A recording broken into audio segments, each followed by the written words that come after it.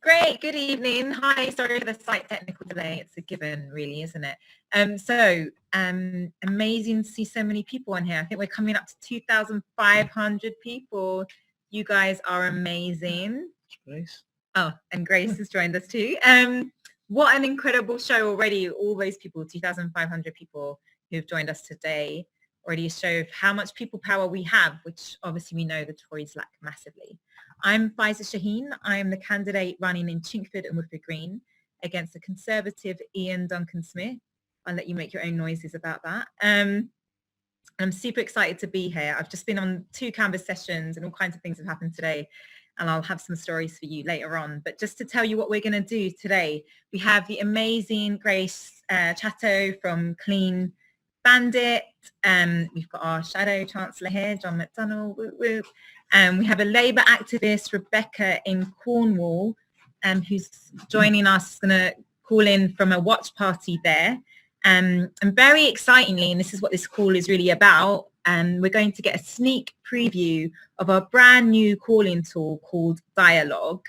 And we're going to talk through how you can use that and about our new campaign called Calling for Change. And there'll also be an opportunity for a bit of Q&A with John McDonnell towards the end of the call. So do write your questions. People are picking that up here just in the chat. And most importantly, we'll let you know in this call how you can help with the campaign. All sorts of campaigns are going on everywhere. This is just the start of a series of video calls that we'll be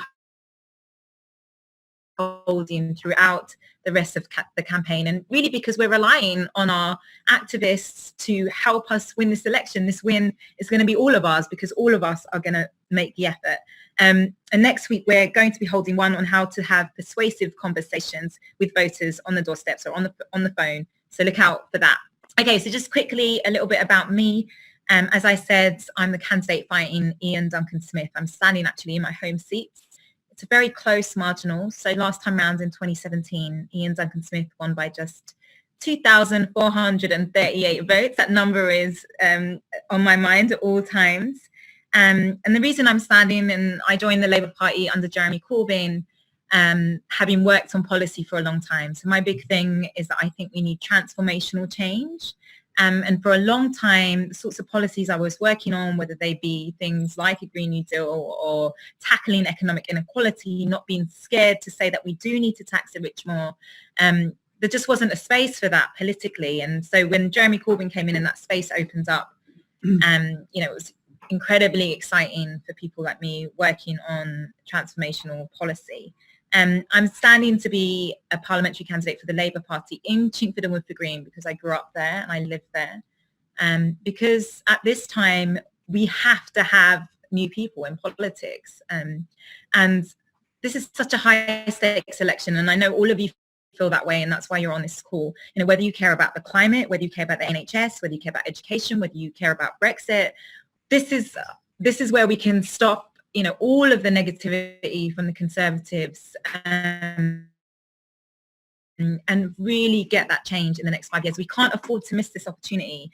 I keep saying this, we can't lose. We have to win. So, this is the time that we have to cancel our life and just get on with it and put everything into this. And we're fighting a lot. We're fighting a lot of misinformation, and I'm hearing that constantly on the doorstep, a lot of lies. And I'm, it's ugly out there, but really us as activists going out, speaking to people, calling people, and we're the most incredible tool that we have, and we'll only win. And I really believe this, having done the work, doing the campaign on the ground, we'll only win if we can harness the power of our people. And that's why calls like this are so important, because it will give you the tools, and that will allow you to play your part in our victory.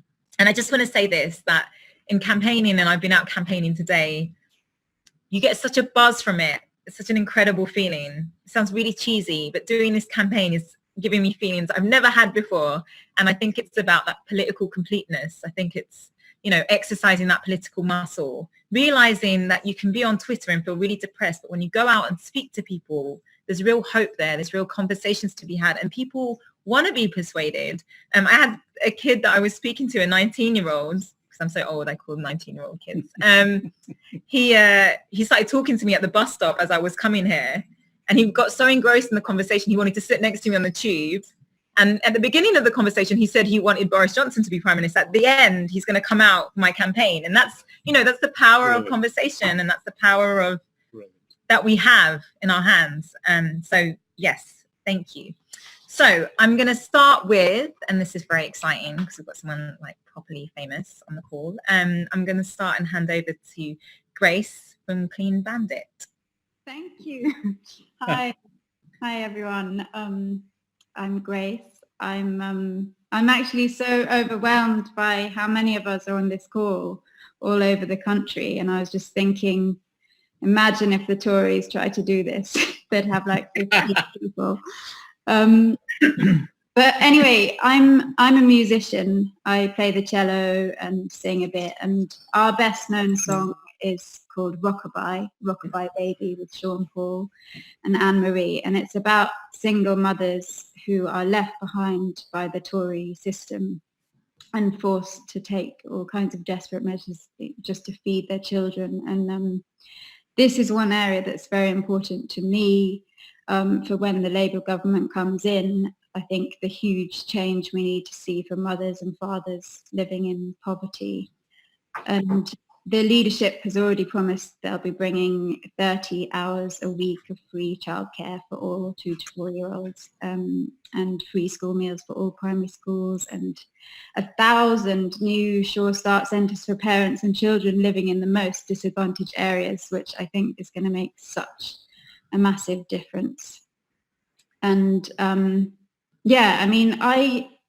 think many of you know I'm a proud Labour supporter, and I feel really strongly about young people getting involved in politics at this important time. And I think in the general election of 2017, we really did away with the prejudice that politics is for experts only and that we're too young and stupid to know what's right for us. So yeah, I'm sure a lot of people on this call are responsible for bringing about that huge shift in the political dynamic.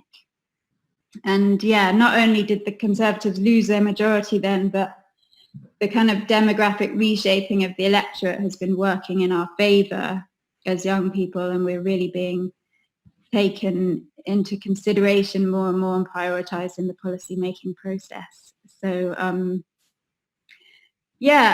really excited to be on this call, and I think we've all been given by Jeremy Corbyn and John Mcdonnell something to get behind, something to get excited about. And I'm really excited to hear everyone's ideas about how we can just make sure we get Jeremy into number 10 and the Tories out.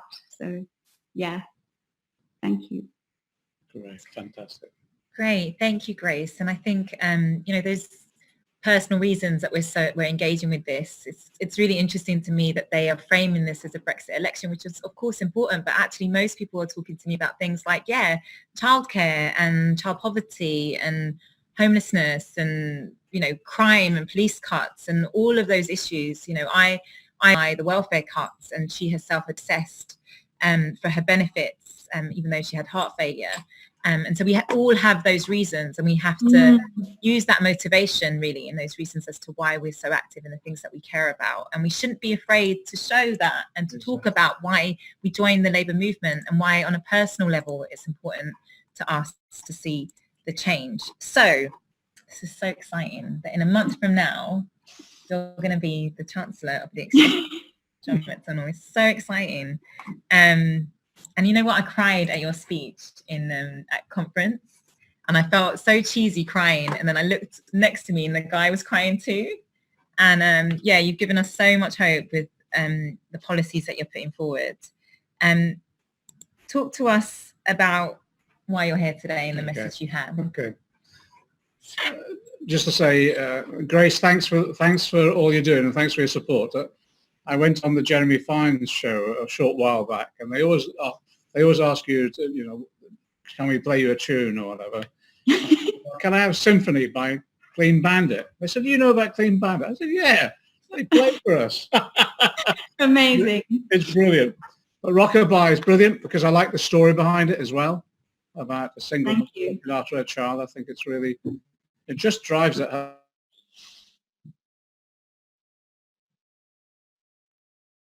Where a lot of people look. Anyway, thanks for all you do. Thanks for your support. It's terrific. Thank you. We're a week into the campaign, and we've got 4 weeks to go. We did the launch with a speech by Jeremy down in Battersea, packed out, absolutely, standing room only. And I think that sort of set the tone for the rest of the campaign. We've made it clear our campaign is going to be relentlessly positive. We're not into negative campaigning like the Tories. What we're going to do is explain our understanding of the world and explain how we're going to change it. And I think we need to be clear with people what our ambitions are. We are going to change the world. We are going to change the world. We keep, over the years, we've been campaigning on the idea that another world is possible. And I say to people, it isn't just possible. Everyone knows it's necessary now. And actually, when we get elected, it means that changed world will be in sight. And that's what this is all about. So Jeremy did his speech. He set out the broad range of the policies we're going to pursue. Then we went, we've been doing meetings all around the country, but we did a launch up in Liverpool as well, Jeremy and myself. And what that was about was to drive home the fact that actually the point that Faiza made, this election is possibly, I know we always say this is the most important election. This one is. I tell you why, because if we don't get a Labour government elected this time round, there's no chance of this country making its contribution towards tackling climate change. That's it. And I was saying to, amongst the audience, in the discussions, in the speeches also, is that actually if we don't get elected and we don't implement the policies that are needed to tackle climate change, our children and grandchildren, their grandchildren will never forgive us that we never got into power to do it. So the whole point of that meeting in Liverpool was to talk about actually the scale of the challenges that we face and also the scale, therefore, of the policies that we need to introduce to tackle climate change. Climate change is, we have three priorities, basically. One is climate change. It has to be because it's an existential threat. If we don't deal with that, we haven't the planet in which to survive on. That's the first thing. The second thing, and was the point that Grace made really, and Faiza, is the grotesque levels of inequality within our society, both individual inequality, but also regional inequalities, what's happening around the country, the disparities that there are. And I suppose the third thing, of course, is in 2017 was all about ending austerity. Well, yes, that's our priority. We're going to end austerity, and people know that that's going to happen. But we've got to end austerity in a way which lays the foundations for the future that no Tory government ever again can rip up in the way that they've done over the last decade. So that's what we're doing. And what's interesting is that just take the first issue, climate change. We supported Extinction Rebellion. We went out on the demonstrations with Extinction Rebellion. We supported the school strikes. And it's interesting, isn't it? Here you have young people explaining, well, largely to older politicians, what the real issues are. And I think we've won the argument. It's just translating that into action. And the point with my team in the Shadow Treasury team is all about explaining to people the scale of investment that we need. So we've said, yeah, we're putting forward a £250 billion program to absolutely transform the way our economy works in terms of, well, our target was net zero carbon by 2050. We brought that forward because 2050 is going to be too late. So therefore, we're saying a 10-year program of investment whereby, we transform our economy from one dependent on fossil fuel into one which is dependent on alternative energy sources. So wave, wind, solar, retrofitting people's homes, putting heat pumps in. And from that, we get the jobs that we need as well. 400,000 jobs are estimated on that. So we've been attacked by the Conservatives now. They've launched, I suppose, to be honest, it is, Faiza's right, it is lies. What they've done is they've used their allies in the Tory press to bring forward exaggerated claims about our levels of investment expenditure, etc. And we've been saying to them, actually, these are just lies. These aren't just fake news. These are deliberate lies. Boris Johnson's just done it in his speech this afternoon. He said, we're going to introduce exchange complaint controls. We've actually said we're not, but he just lies through his teeth. Anyway, so what we said to them was, well, come and debate with us. If you want to talk about our policies, come and debate with us. So we'd arranged this weekend, Channel 4 had arranged it, a debate between me and the Chancellor, but he's cried off. He's pulled out. Yeah, well, I think so, because actually we could demonstrate that the charges they're making against us are, well, they are lies, they're rubbish. But more importantly, it gives us the chance to advocate what we're saying about the scale of investment that we want. So that's a big part of the campaign so far. In terms of the tackling the inequalities, we've been doing virtually every day now a launch of some positive policy about how, and we've been going through it. First of all, how we invest in education. The point that Grace made about free childcare is absolutely critical. That absolutely transform the lives of a large number of families. But also we've made it clear, making sure we reinvest in primary and secondary schools. We've reiterated our commitment from the last election that we will scrap tuition fees. And it's this, I'll repeat time and time again really, our belief as socialists is that education is a gift from one generation to another. It's not a commodity to be bought and sold. And that's why our National Education Service that Jeremy and Angie Rayner launched the other day is like the NHS, free at the point of need throughout your life. One of the things that I suppose one of the things that's been really revealing as I've toured around the country is how further education has been demolished and skills training as well. So we're putting in a fair amount of money, and you'll see over the next couple of weeks as we produce our manifesto and the costings of that manifesto, we're putting quite a bit of money back into further education and adult education. And the idea is whenever anyone needs education or retraining, because we'll all be doing different jobs over time, that will be available to them. So that's been terrific. Today, Jonathan Ashworth launched our NHS program and the scale of investment. Now, we've been meeting with doctors, nurses, paramedics, health workers, and discussing with them what it's like at the moment in the NHS. All of them are saying two things. One is if we don't get the investment in soon, we're going to face the worst winter crisis that we've had, certainly in recent years, maybe in the history of the NHS itself. And the second thing they're saying to us, yes, by all means put the investment in, but don't put the investment in the front door and have it go out the back door into privatisation and the shareholders' pockets, basically. So today what we've done is we've basically said we will match exactly what the health workers are telling us is needed. So it's 4.3% increase each year, and we make sure that they have the resources available to them. We end the privatisation, but also we make sure that the views of those health workers on the front line are properly respected in the development of our NHS for the future. And we've also said, it's all well and good putting money in the NHS, but you also need to ensure that there is social care there, particularly for elderly people. So we've said it, we set Labour Party conference, and I've put it in our budget. We'll have free social care, free personal social care for older people. And also we're looking at how we broaden that to all people who need that social care of any age. And again, what that will do, it will have its impact on the NHS, because at the moment we have this terrible situation where elderly people are going into hospital and get trapped there. They can't come out because there isn't social care to support them back in their own homes or in the community. This package of measures, it will transform the NHS. One of the big issues that came up today when Jonathan Ashworth launched it, and we did a joint launch together, Jonathan setting out the policies, me demonstrating where we'd fund it from, it was interesting because what Jonathan said, actually one of our big priorities is going to be mental health. And it's interesting, mental health of children as well and young people, and the way that's deteriorated over a considerable period of time because of the stress that is put on kids these days and young people, and the lack of resources that there are. And again, interesting enough, when Jonathan announced that was one of the best responded to by the people who were in the audience. So many of them were health workers themselves and carers.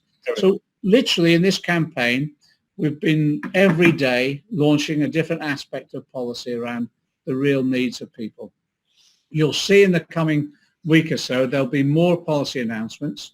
We're looking at exactly what's needed on housing to tackle homelessness and also the scale of house building that we need. And it will be about building council homes again. and it will be about making sure that we support housing associations and others. But, this is going to be a cold winter, and we've got thousands of our fellow citizens sleeping on the streets. The latest figures is that in the last couple of years, 700 people have died on the streets. And that's as a result of the lack of support, the lack of housing, and the terrible conditions that they're living in. So again, we've just got to recognise that these are the sort of challenges that we face. So all of that is going on apace. This weekend, I believe Jeremy's going to be on the Andrew Marr show, so that'll be one of the big interviews. We've pinned Boris Johnson down. There'll be a debate. It looks as though that's going to be Tuesday. And again, I think that's the way in which we'll cut through our policies, but also actually cut through about the real Jeremy Corbyn. It isn't the Jeremy Corbyn you read in the Telegraph, the Mail, and all these other newspapers that are attacking him all the time. Jeremy Corbyn, Jeremy and I have been friends for over 40 years. He's one of the most sincere, principled people I've ever met, but actually also he's one of the strongest I've met as well. When he determines on an issue of principle, he holds the line, and that's it. And I think the best way of getting that message across is just listening to him and getting him out there on the media as much as we possibly can in this country. The one thing about election campaigns, as you most probably know, is that in election campaigns, the broadcast media are legally bound to give us some semblance of balanced coverage between the political parties.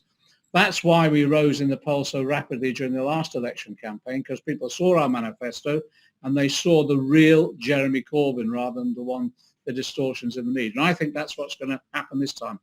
Interestingly enough, in the last election, we were 24 points behind in the polls when the election was called. And then we made up that. And actually, I think if we'd had another week in the campaign, we would have been in government now. But now we're behind in the polls, not on that scale, but it's interesting. In the first week, the trend of the polls are all starting to come to us. Gradually, it looks as though we're rebuilding the base of support and making sure people, once they understand our policies, actually they support them. We've always got to cut through the sort of fake news and the lies, etc., that's going on. But I think what's really interesting is that on the doorstep, as against what we read in some of the newspapers, it's interesting what's coming across. I've been on the doorstep in a number of constituencies. People raise Brexit a bit, but not in the numbers that you'd expect it.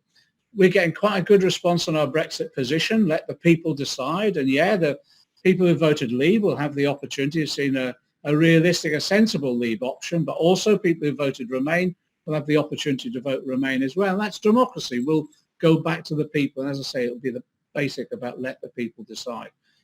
But interestingly enough, some people raise Brexit, but most people raise day-to-day issues in their lives. I'm getting, tragically, in my constituency on the last canvass the other night, what we got was what's happening in terms of violent crime within our community. We had another youngster killed. The knife unfortunately died as a result of a knife attack.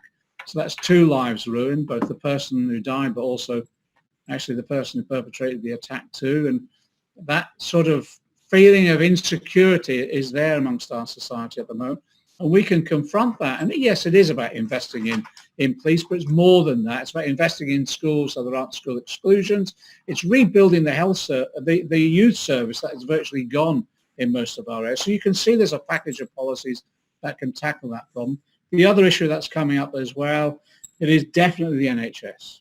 No matter what Boris Johnson says, no matter how many times he's seen in a white coat or visiting hospitals or whatever, people just don't trust him. They don't trust him with the NHS. And I think that dispatches program, which exposed the negotiations going on with US pharmaceutical companies, demonstrated what Boris Johnson's Brexit is all about. And it will be a selling out of the NHS to the US corporations.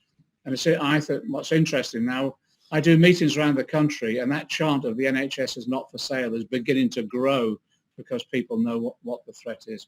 Final thing that people raise in my patch and elsewhere is, it is about education and what's happening in the cuts for schools. Yeah.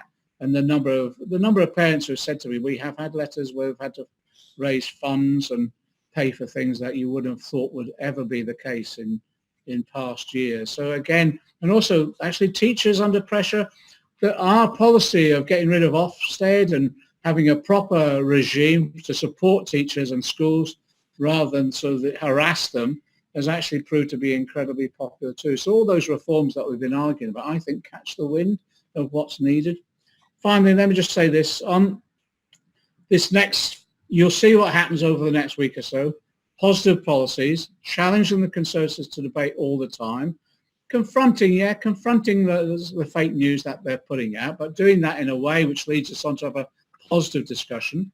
The manifesto will be launched in due course. Alongside the manifesto, I'll do my usual bit, the grey book, which costs every policy, identifies the funding source, etc. And I think you'll see that the manifesto itself is as radical as 2017 and more so, because the scale of the problems that we face are so enormous now. Then what we do is that using that manifesto, it's back on the doorsteps, explaining the policies at every school gate, in every pub, club, wherever people are, gyms or whatever, just having our members just saying, look, have you heard about what's happening in our community? This is the policy Labour's advocated. Do you want more information about it? But also explain to people, actually, this is the big one. This is the big election that will determine the future of our country. And I think there's 3 steps, really. The country is at a crossroads. There's no doubt about it. I think what we've got to say is at this crossroads, what people need is real change. And it is about real change on what we need, climate change, tackling it. Ending austerity, but investing in our public services, lifting people out of poverty, making sure that we establish the foundations of a new society. And I think our idealism and our vision is what will win this election. It won't be the sort of grubby politicking that we've seen from Boris Johnson and the Conservative Party. I think people can see through that. I think they're beyond that. And I actually also think, if you look at what's happened in the last month, we've got so many young people now registering to vote. And by the way, it's important over the next week that we get more and more people registering. But I think that shows people have some hope for the future, and their hope is going to be placed in us in that election. And I just say to Faiza really that on December the 13th, you know, that day when Jeremy turns up on his bicycle, takes off his bicycle clips, walks up to number 10 and goes inside will be the day of celebration for most of us that we've been waiting for most of our lives. Oh, what an incredible vision, and that will keep you going as well. Thanks, John. We're going to come back with a Q&A with you in a minute. Now we're going to hand over to Rebecca in Cornwall, who's on the ground, one of the real heroes of the movement. He's an activist in Camborne, Redruth and Hale. And she's going to tell us a bit about how she got involved. There's a whole crew with her there. They're going to come up. Let's see. This technology is amazing. Yeah. Hello, can you hear me? I can We hear can you. hear you. Yeah, Hey, Rebecca, how you doing? Yeah, we're really well, thank you. On this cold, chilly night, it's so heartwarming to hear you wonderful people that we want to get into Parliament. Thank you so much. You look great. All right, so tell us a bit about what got you involved, what attracted you to get involved in the Labour movement. I've watched the decline of society. I wasn't hugely political, but I have a 10-year-old daughter who's here with me tonight, and her future really matters to me. I've also worked in mental health, so I've seen a gradual decline in society while the Tories have been in power. And I felt that actually this time I need to do something. We need to do something, because this is probably the most important thing I can do to secure a good future for my child. And so I wanted to get involved. We have a fantastic candidate. We have fantastic people like you who are going to lead us and guide us. And I've been really impressed by all the policies. The green policies are fantastic. The policies around the NHS, absolutely brilliant. So I wanted to do something. I got involved. Excellent. Super. Great. Thank you, Rebecca, and thank you to everyone there. It's nice to see all these faces, and it really is now.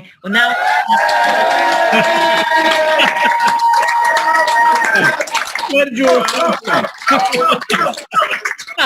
Yeah, so Brilliant. Rebecca, you've had some phone banking experience. Tell us a little bit about that.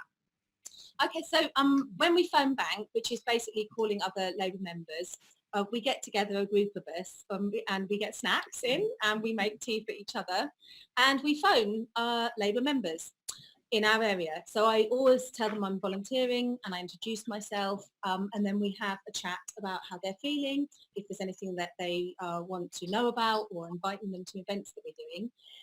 Generally speaking, it's really, really fun. If I don't know something someone's asking me, I can ask one of my lovely Labour family. And because we have so many knowledgeable, wonderful people here, someone always has an answer. And then we invite them to whatever's going on. And so then when they come to the event you've invited them to, that's amazing, because you can put a face to their name and you make a connection with someone, and you really feel the community. And I have to say, the Labour family, and it feels like a family to me, has expanded my community enormously. Such wonderful people involved in it, quirky, wonderful people, and we have a lot of fun. So the telephone banking really is an opportunity to reach out. We often have chats with people who are housebound or who haven't been well recently. We can offer them lifts to some of the events or the meetings that we have. And it feels really like a positive, kind movement. Brilliant, brilliant. Is Paul Farmer there, the candidate? Yes.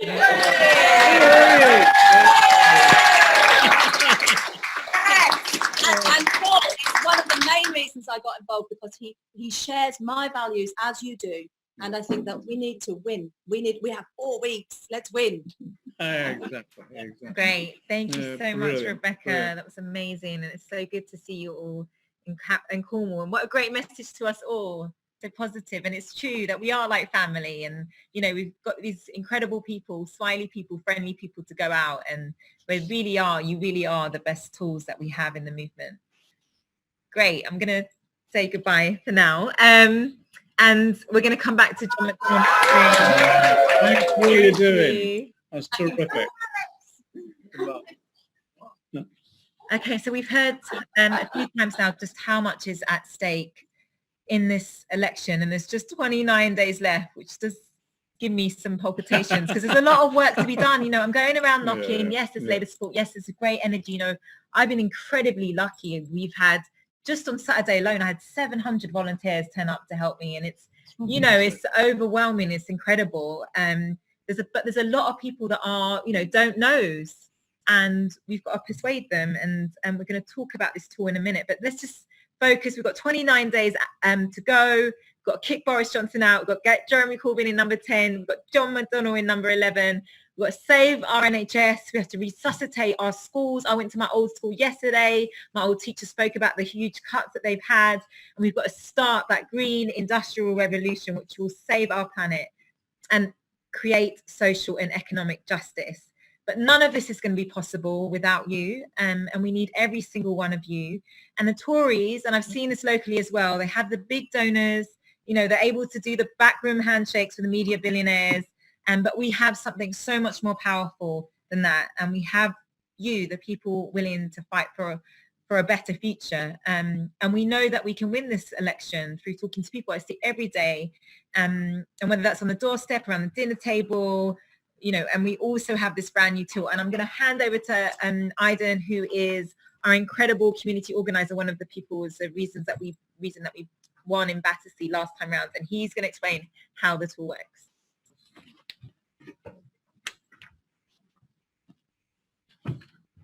All right, hello everyone.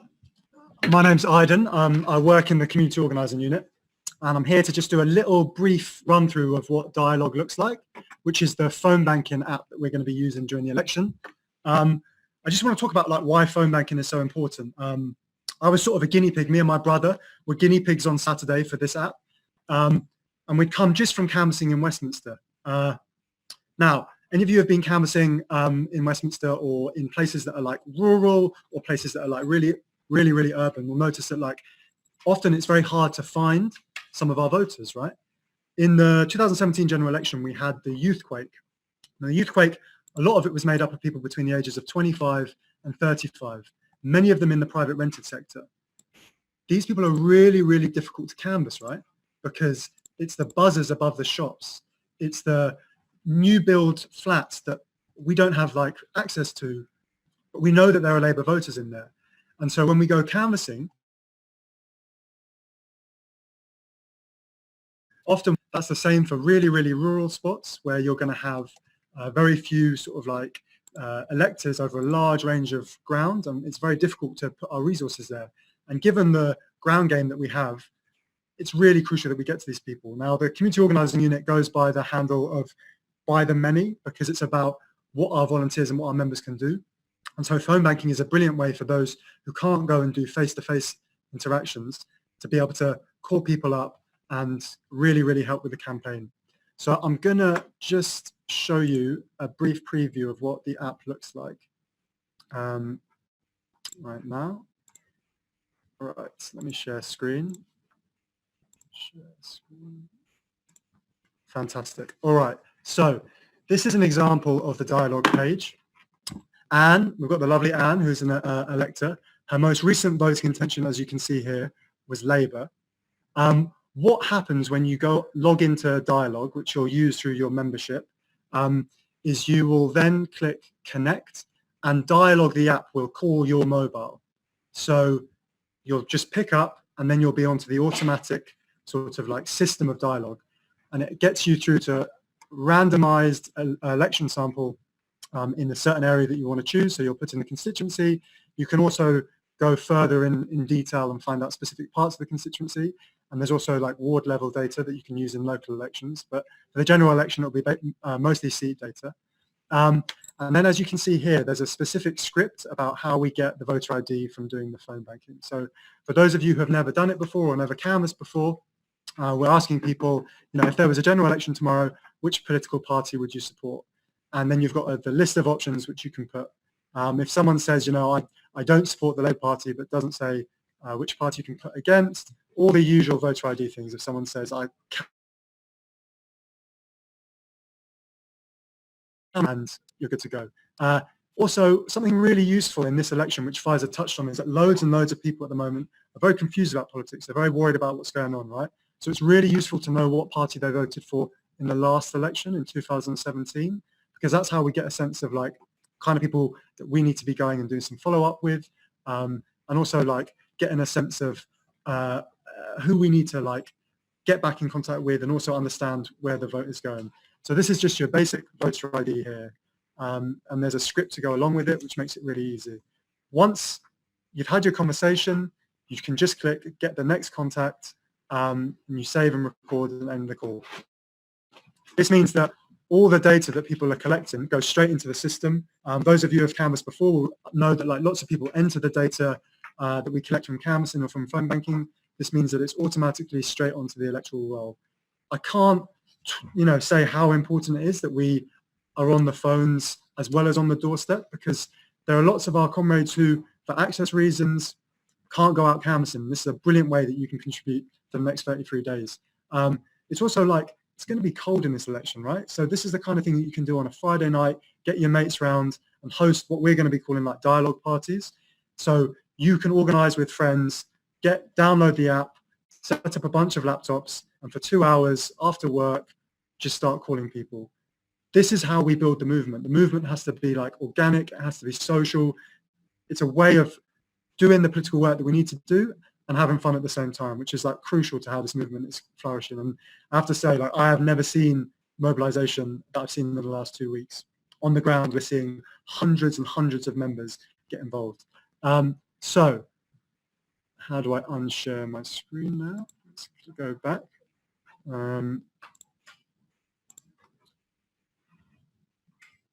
What's the best way to unshare the screen? Anyway, so it's a bit like sort of like Blue Peter Labour Party, isn't it? So what we want you to do is, after this call, is to commit to hosting a phone bank party, and also for you to make sure that you're inviting people who can't go and do door knocking face-to-face to download the app. If you're worried about having trainings, and this is just a brief sort of like example of what dialogue looks like, what we want to be able to do is like give you training on the ground. So when you go to your first dialogue session, there'll be someone who'll be able to walk you through it, and it's really, really simple. The interface that I showed you is just totally automated. a script right in front of you, and you can just hit the ground running. So thanks for listening. I'm going to pass it back to Faiza now. And there's also going to be question and answer with John McDonnell at the end of this call. So thanks for listening, and get phoning.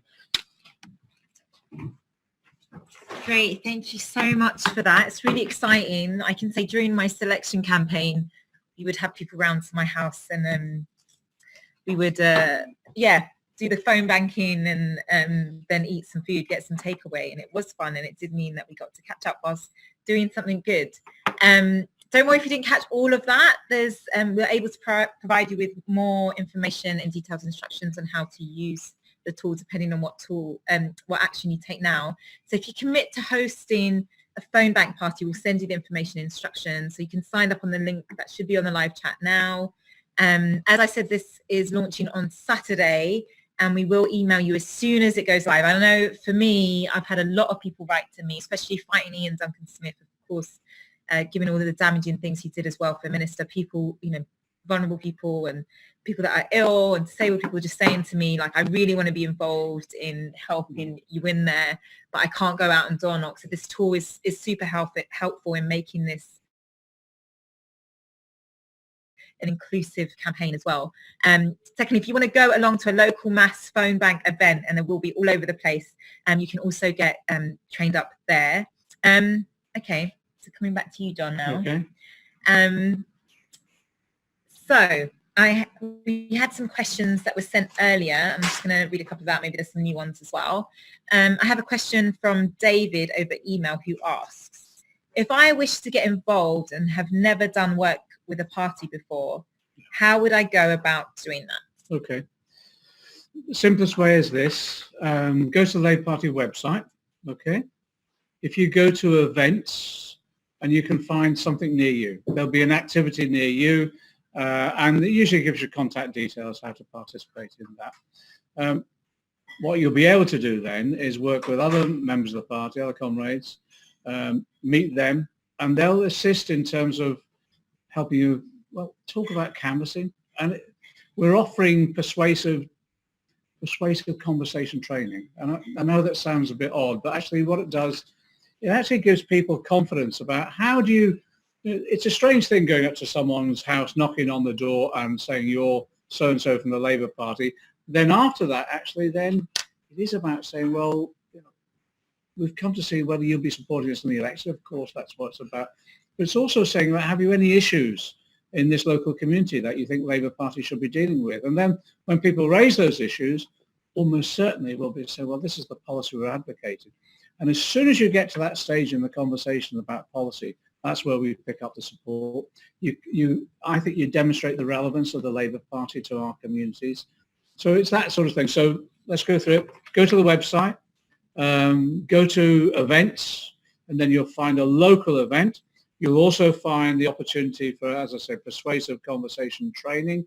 You'll see also how you can link up with other party members in their various activities, whether it's a phone bank or whether it's actually then canvassing on the street itself, or even just leaflet delivery.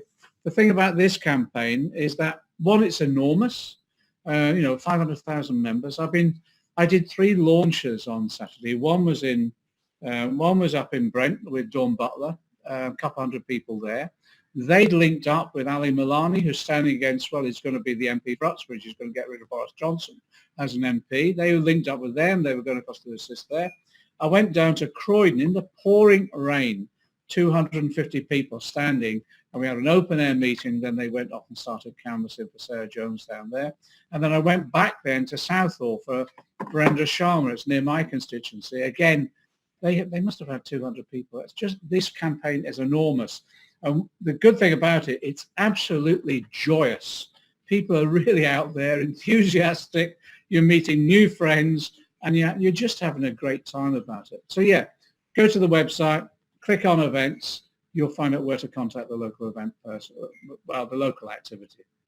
Can I ask, John, when you come into Chingford Woodford Green, you're going to all these places, you haven't come to me yet. Well, I did before the campaign started. To come again. And just quickly, actually, I was just thinking, this is the tip that I always have for people, and this is true of whether you're knocking on doors or making a phone call. And it's something I learned when I worked in Greggs many years ago, which is always when people sometimes can be a bit abrasive or hostile is always kill it with kindness. Exactly. Be extra smiley, be extra nice, be extra patient and listen more. And, you know, that is the face of a movement, because we are nice people, and does really work, and it helps to open people up and to have a different type of conversation.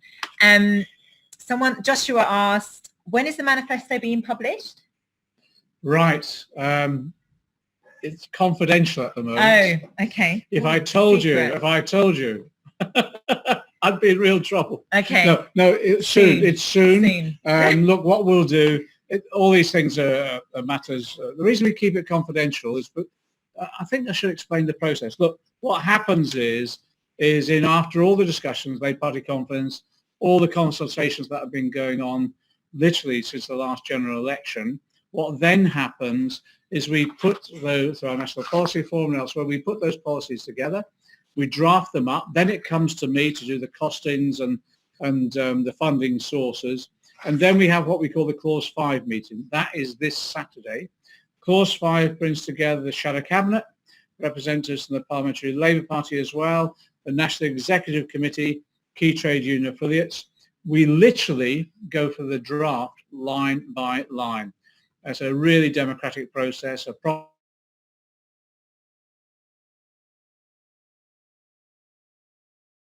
we sign it off, and it goes off to the printers. So watch this space over the next few days, and then we'll do the announcement on the launch of the manifesto itself. As I said, I'll publish the grey book, which is our costings of the manifesto itself. It's the grey book, but I'll let you into a secret. It was meant to be red, but when the last general election, we got it to the printers, it came back grey. So we never complained, and so it's become a tradition that's now grey.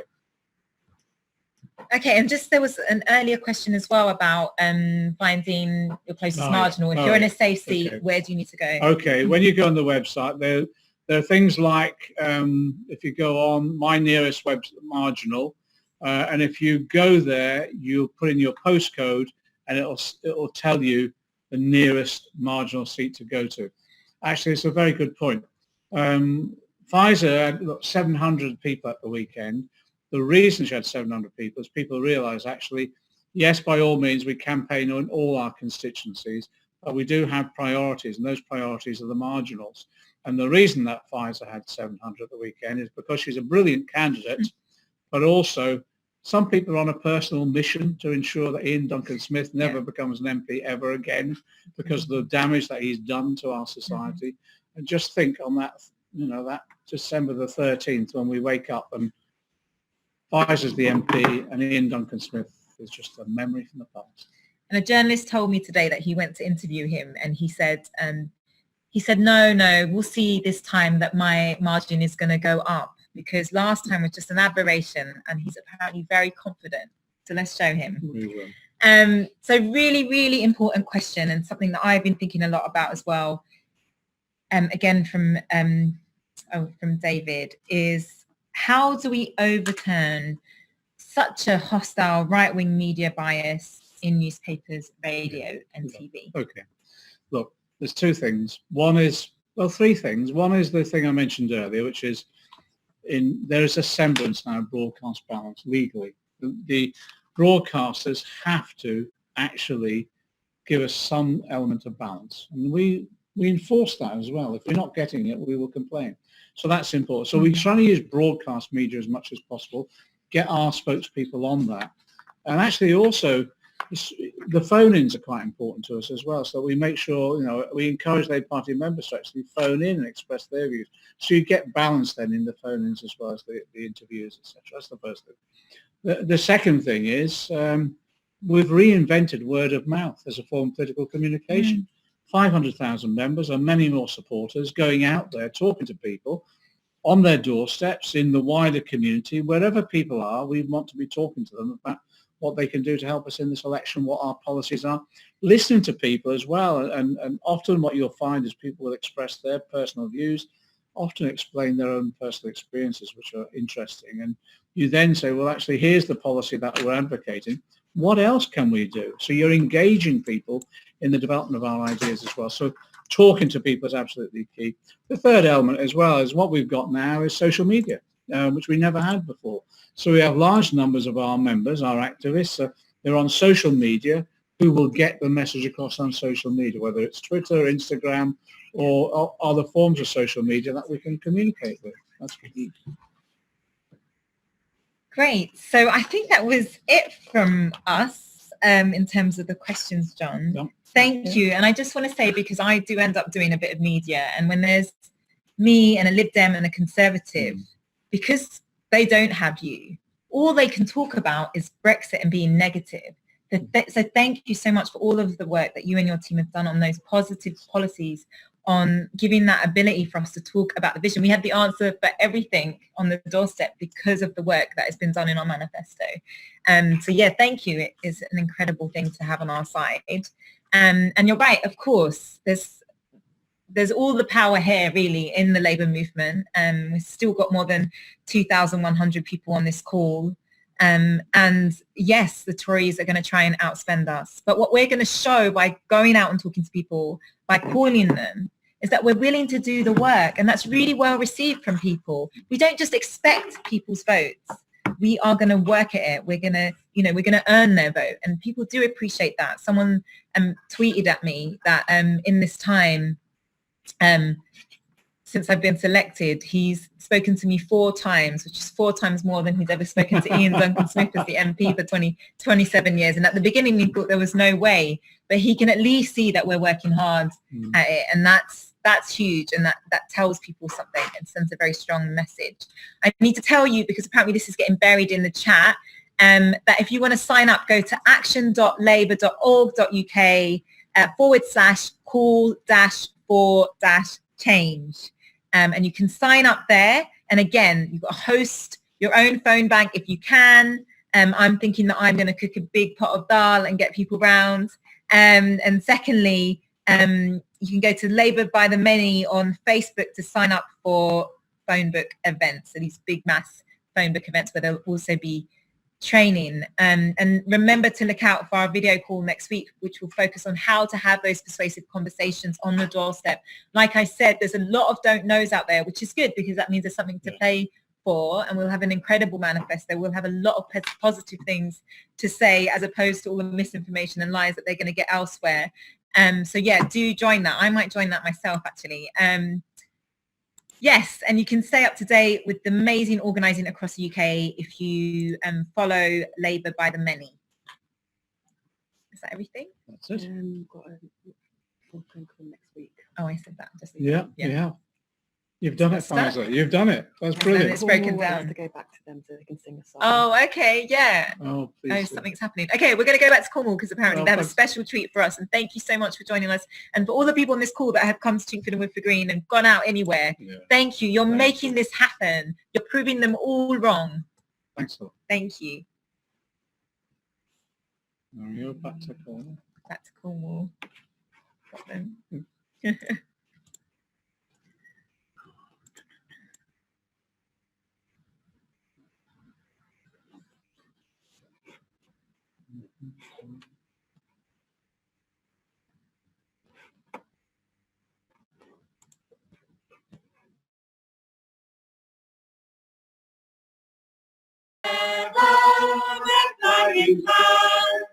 So raise your voices clear, for we are here. We are the Red Rose Sisters, brothers. Sing out loud, our values make us proud. Sing out strong, so all can hear our song. March as one, our journey is hard one. We are the Red Rose Sisters, brothers. We are the people and we are true. We are the many and not the few. So raise your voices clear, for we are here. We are the Red Rose Sisters, brothers. Sing out loud, our values make us proud. Sing out strong, so all can hear our song. March as one, our journey is hard, but we are the Red Rose Sisters, brothers. Yay!